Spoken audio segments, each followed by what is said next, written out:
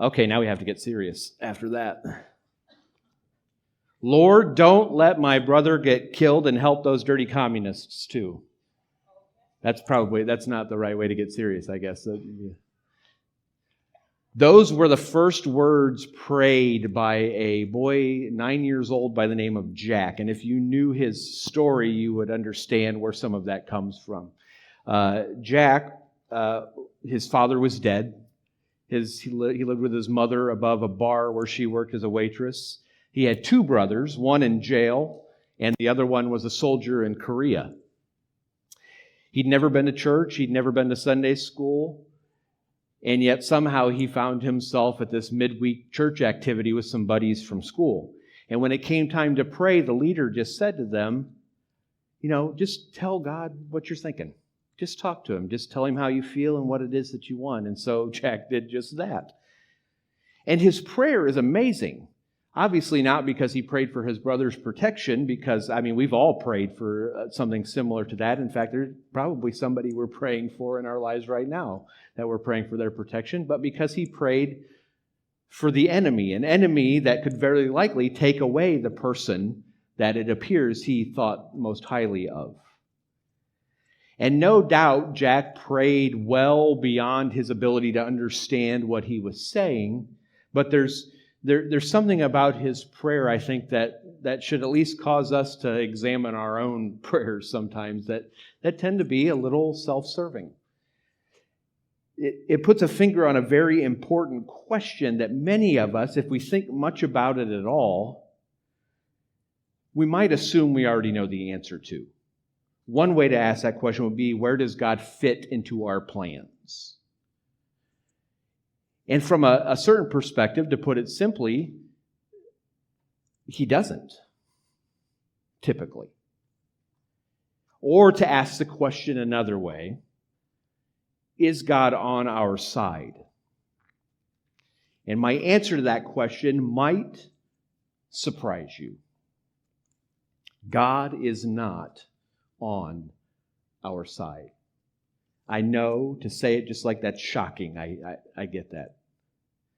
And what I want to do this morning is just spend a few minutes unpacking what I mean by that. And I want to do it by taking a look at a story from a famous Old Testament figure by the name of Joshua.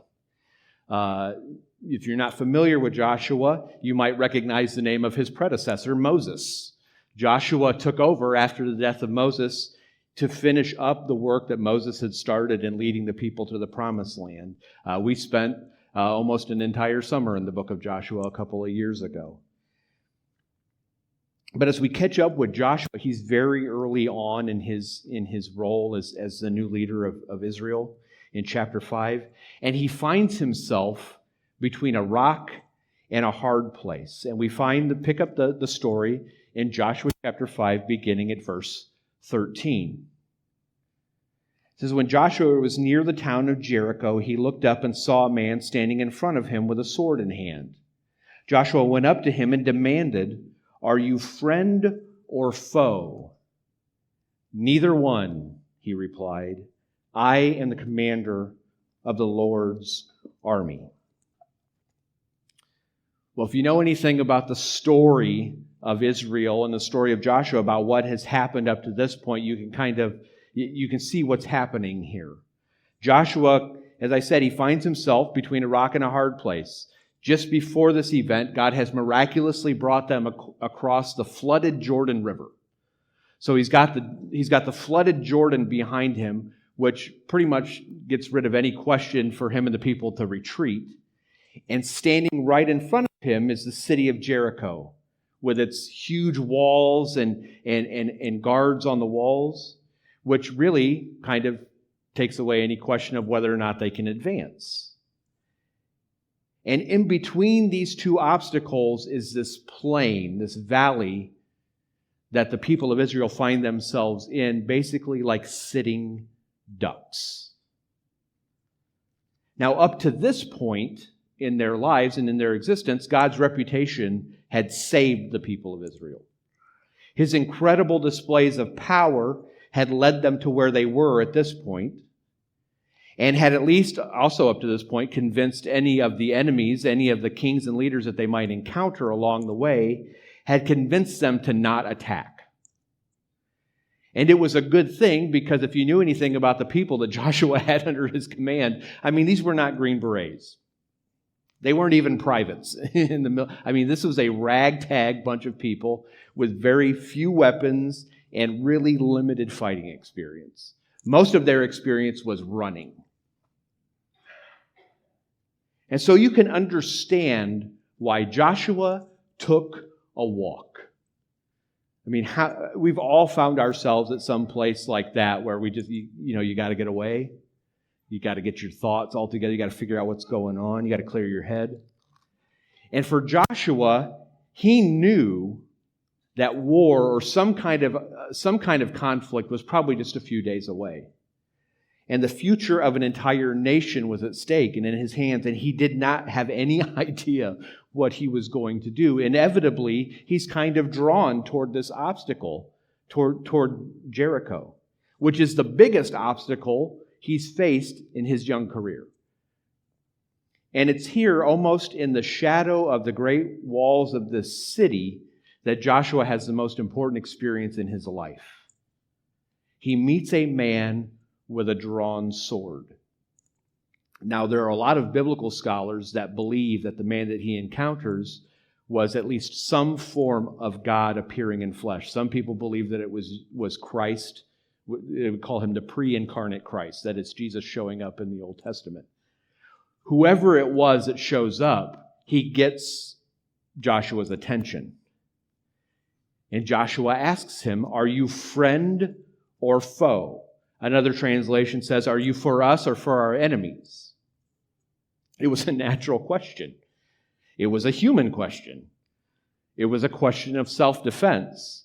Because if the guy says, "I'm a foe," Joshua's probably going to have to defend himself. The fight is going to be on. So he's preparing himself for what might happen next.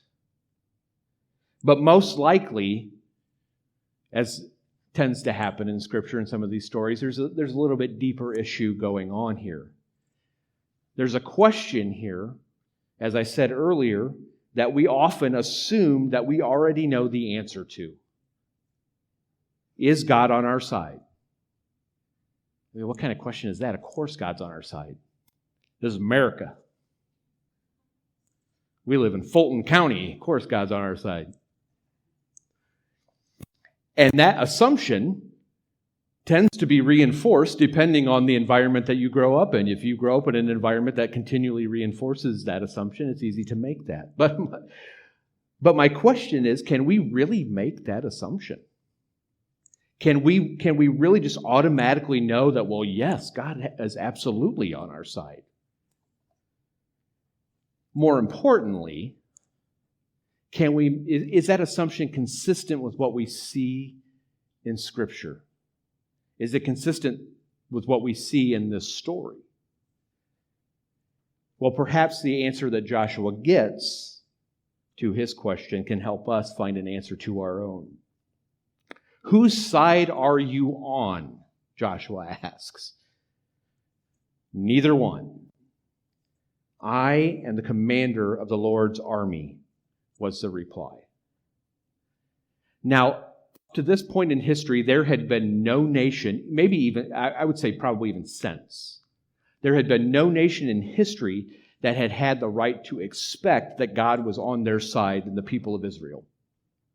And there had been no individual who had more reason to believe that God was on his side in this moment than Joshua. Just think about all of the things that they have experienced up to this point. And yet God makes it pretty clear through this man that Joshua encounters that even though he had brought these people out of bondage in Egypt, even though he had miraculously led them across a couple of water crossings by this point, and he had protected them, and even though he had called Joshua to lead them, he was not by default here on their behalf. When the man answers neither one, God was communicating a powerful truth to Joshua and by extension to us, and that's that God doesn't choose sides. Now that statement I know is shocking to some of us, and it sounds odd, and there may be some of you who are disagreeing vehemently with that. You don't look like you are, but you might be holding it in. I don't know. And I get that. And if I were to just leave it at that, I would be communicating a half-truth to you, because there's more to the story than just those two statements that I've made so far. And we can see that from the next couple of things that we see happen in Joshua's story. We pick it back up in the second half of verse 14. At the reply of the man, Joshua fell with his face to the ground in reverence. "I am at your command," Joshua said. "What do you want your servant to do?" The commander of the Lord's army replied, "Take off your sandals, for the place where you are standing is holy." And Joshua did as he was told. Now into chapter 6. Now the gates of Jericho were tightly shut because the people were afraid of the Israelites. No one was allowed to go out or in. But the Lord said to Joshua, "I have given you Jericho, its king, and all its strong warriors." So we see Joshua's response to this reply from the man with the drawn sword as he falls on his face in reverence, and he asks what he, the servant, should do. What is it that I'm supposed to do? And the man calls Joshua to take off his sandals. Why? Well, because the place that he was standing was holy. That really doesn't probably make a whole lot of sense to us. But in that simple act, it's an acknowledgement that, had Joshua left his sandals on, it would have been very easy for him to turn tail and run. He takes his sandals off. He's submitting kind of trust and worship to God in this moment. He knows that he's in the very presence of God. Now let's unpack that a little bit and just to see what the significance of all of this is. We move immediately from that scene where Joshua responds this way, and the people facing the very obstacle, to Joshua and the people facing the very obstacle that had been causing him so much anxiety. Jericho. Jericho was the next major obstacle standing in the way of the people of God in the Promised Land. And the timing, there was a very subtle statement there in the opening verses of chapter 6. The timing could not have been better for an attack. If you had read earlier in Joshua, as well as a statement that's made here at the beginning, when the Amorite kings and the Canaanite kings and basically all of the rulers of that area had heard how God had miraculously and powerfully rescued the people of Israel, it says they lost heart and were paralyzed with fear because of them. You see, the reason that Jericho was shut up was because the people were scared to death of the Israelites. They wouldn't let anybody out, wouldn't let anybody in. So the people of God really have their enemies right where they want them. They're emotionally exhausted. They're scared. It was, by all outward appearances, the perfect time to attack. And yet God didn't give the charge call that time, at that moment. He didn't give them the victory immediately. Before he would allow them to advance and take the city, he had to know one very specific thing. Are you committed to me? Do I have your hearts? In the first half of chapter 5, we find that they're at a point in the history of Israel where everybody that had been led out of Egypt and had crossed the Red Sea was dead. That entire generation was gone. It was the next generation, the new generation, that was a part of this story. The people who had first pledged their allegiance and devotion to God and whom God had promised to lead to this wonderful promised land, they were no more. This was a brand new generation, and he calls this people, this new generation, to the same commitment that original generation had made. He calls them to a renewal of their commitment to him. Before they could move forward, God had to know that they were all on the same page. And so they go through this ceremony to reestablish the covenant and reaffirm their commitment to God. And as a result, afterwards they celebrate the Passover, which was a commemoration of how God had rescued them. And so they celebrate to seal the renewal of the commitment. Now, all of this is going on in the immediate background of where Joshua is now. He's just come out of this celebration. He's just come out of this renewal and the nation's recognition of God's rightful place and their commitment to putting all of their own hopes and dreams and wishes secondary to God's will. But God wasn't done with Joshua. He needed a more personal, and you got to remember, Joshua is the leader of these people. God doesn't just need to know that the people that have chosen to obey and renew their commitment. He needs it from Joshua.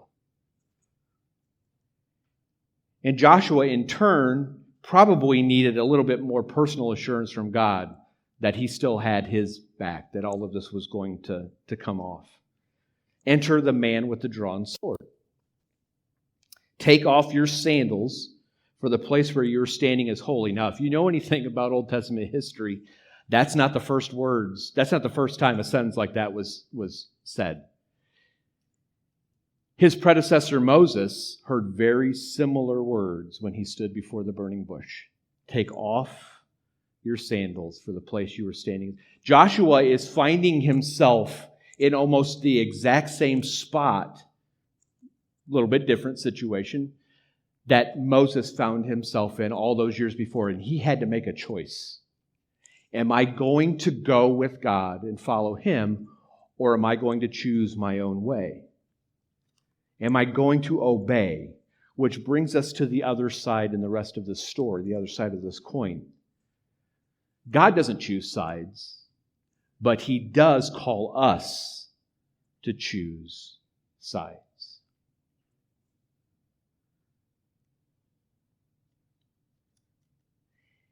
And as I said, in what seems like a strange scene to us, the man tells Joshua to take off your sandals because you're standing on holy ground. Show by this simple act that you are committed to God, that you will move in obedience to him. And you notice it's turned here because God is the one asking the questions now. Whose side are you on, Joshua? And Joshua answers. He takes off his sandals and he shows which side he has chosen. Now, as we move into chapter 6, God gives Joshua some good news. These questions that have been lingering in Joshua's head as he's staring at Jericho. God says to him, I have given you Jericho, its king, and all its warriors. And basically he says, son, city's yours. There's not really a whole lot of question about the outcome of that. God tells Joshua, you know what? It's yours. And I'm sure the significance of the timing of this immediately following Joshua's encounter with the man with the sword isn't lost on him. Because he and the people have learned a couple of very important lessons. One, that it's not, the question isn't necessarily whether or not God is on our side, it's whether we have chosen to be on his side. And second, we can't just assume that God is going to choose to back us. And they're about to learn a very important lesson on top of all this, and that's that only as they choose to be on God's side will they be victorious. The same thing applies to us. Only as we choose to be on God's side will we be victorious. Unfortunately, the course of history, not just for the rest of the Old Testament, but really the history as we know it, that's a lesson that has been hard for us to learn. It was a lesson that was hard for the people of Israel to learn, that only as they were on God's side would they experience victory. But there's even more to the story than that, because if I were to just tell you that if you choose to be on God's side, everything will all go well and everything will all fall into place, that would be another half-truth that I would be telling you. Yes, God promised victory to Joshua and the people, but the way that it came about was, well, weird. It was odd. And there have been all sorts of radical battle plans in the history of warfare and that have changed the course of history. But I don't know that any have been as strange and as radical as the instruction that God gives the people concerning Jericho. Chapter 6, verse 3 says, "You and your fighting men should march around the town once a day for 6 days. 7 priests will walk ahead of the ark, each carrying a ram's horn. On the 7th day, you are to march around the town 7 times with the priests blowing the horns. When you hear the priests give one long blast on the ram's horns, have all the people shout as loud as they can. Then the walls of the town will collapse and the people can charge straight into the town." We've got a military guy, right? That doesn't sound like a good battle plan, does it? So let me get this straight. Once around the town for 6 days. The 7th day, 7 times, blow the horn, shout, walls fall, we get city. Yeah, okay. I think we need a new general. Now, fortunately, we know the rest of the story because we know that it actually worked. Verses 20 and 21 tell us that when the horns blew and the people shouted, the walls fell. They went in, captured the city, and destroyed everything in their wake. Almost everything, but that's another story for another time. And what's almost more amazing than the fact that this worked was the fact that, there was no point in those 7 days where somebody, and I love this description, somebody who knew too much to follow and not enough to lead couldn't have just ruined the whole thing. All it took was one guy to charge the walls because they didn't agree with the plan. The author of the book The Robe, which is a classic piece of Christian literature, Lloyd Douglas, he preached a sermon once on the collapse of Jericho. And I love this description. He says, "All that was necessary to wreck the movement was for some impertinent little man to pull out an impudent little leather slingshot from his silly little belt, whirl it around his empty little head, and fire an impotent little pebble toward his revilers on the wall. The program was constantly at the mercy of any crank, any boaster, any egoist, any bumptious yokel with a pigeon brain and big biceps. But strangely, they all kept their heads. They held their tongues. They obeyed orders, minded their own business, and Jericho fell." There's another important truth here that we need to learn, or for some of us, we need to be reminded of. Sometimes choosing God's side makes no sense. It makes no sense. If Israel had a military expert and Joshua had run these battle plans by him, there would have been a coup. Now think about this. The actual act of physically walking around Jericho, that wasn't the tough part. Jericho was a city of about 8 or 9 acres inside the walls. And if you stayed even far enough away that you weren't within shot of the archers that were guarding the city, you could still walk around the city in about a half hour if you kept at a comfortable pace. But to do something that makes absolutely no sense, that doesn't look like it has any chance of success, that everybody watching you can just imagine what the people of Jericho were thinking as they just saw these weirdos marching around their city. Probably boosted Jericho's confidence. To do something that, and not defend yourself, and to do it multiple days. This was, we have a hard time doing things that don't make sense for a couple of hours. 6 days, and then the seventh day, you do it 7 times as much as you did it the other 6. That takes something else. It takes a great faith in a great God. it is short-sighted. And those of us who have journeyed with God for any length of time, this is more for us. It's short-sighted for us to think that just because we choose to be on God's side, everything is going to be hunky-dory. That we aren't going to run into obstacles, that He's not going to call us to do things that just seem weird. And it's even more short-sighted to limit our obedience to Him to the moments that make sense to us. When we choose to follow God, we are choosing to follow someone who is far wiser and powerful and just than we can even begin to comprehend. But we are also choosing to follow someone who is far more loving and gracious and generous than we can even begin to comprehend. And we're also following someone who will grant everything that we need to make it through those moments that just don't make any sense. What can we expect if we choose to be on God's side? Well, we can't necessarily expect everything to just go as we want it to go. But I think we can expect the same strength that God granted Joshua and the people to do what they did. It's the kind of strength that God grants to those who don't limit Him to fighting on their side.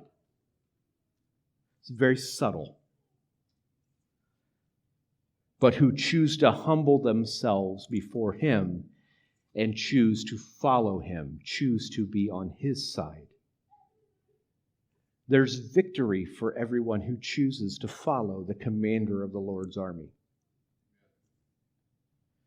and obey His commands, even when we don't fully understand the meaning of it all, even when we can't see the result.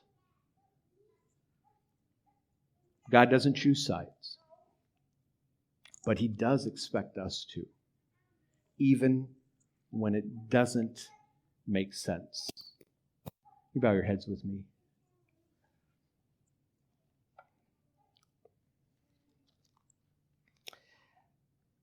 I don't know what brought many of you here today.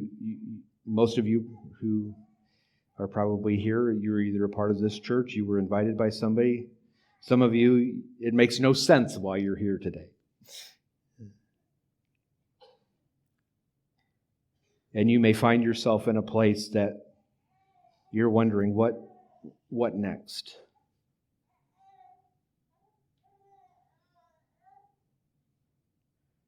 And the question that we all have to face is not, is God on my side, but have I taken the step?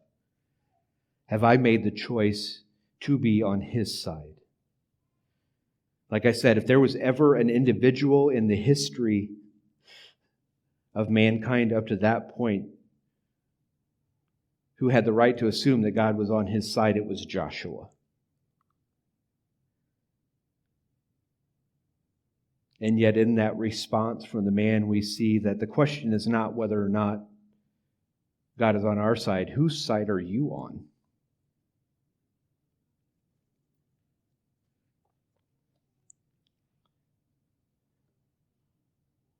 And I would love to tell you that if you make the choice to be on God's side, that everything will a light bulb will go off and everything will come into place and everything will make sense. That's not always how it happens. Even this first step of choosing to be on God's side might not make any sense to you. It might not feel like something that you can do, but you're choosing to follow one who will give you everything that you need to make that choice. To step out, to follow Him, to choose to be on His side. The whole point is that we can't do it. Joshua knew he couldn't defeat Jericho. And so God had to reassure him that that's okay, I'm going to take care of this. I've delivered Jericho into your hands. God supplies, God empowers, God's the one that equips. We say yes.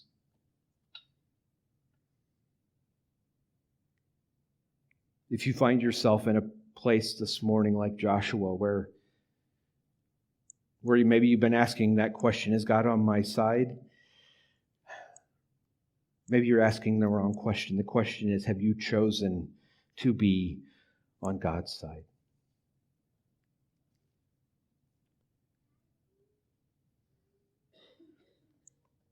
And if this man that Joshua encountered was Jesus before he set foot on the earth in the New Testament, it's so fitting that he's the one really who opens the door and gives the access. Because that's just what we experience. We have access to God because of what Jesus has done. Because Jesus is sitting at his Father's right hand holding the door open. That's how we have access. And so if you find yourself this morning at that kind of crossroads, at that decision, you just pray this prayer with me. You pray it quietly, you pray it out loud.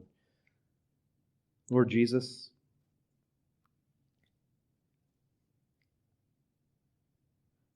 I spent all this time wondering if you've been on my side. But maybe the question is, have I chosen to be on your side?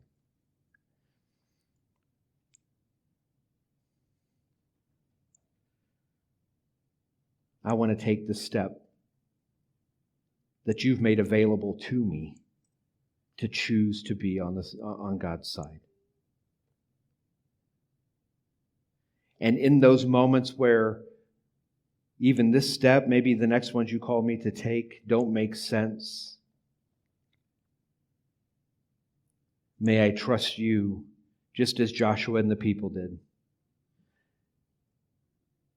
knowing that I may not have all of the answers of how all of this is going to work, but I can trust that it's only as I choose to follow you and choose to be on your side that I can experience hope and joy and victory in my life.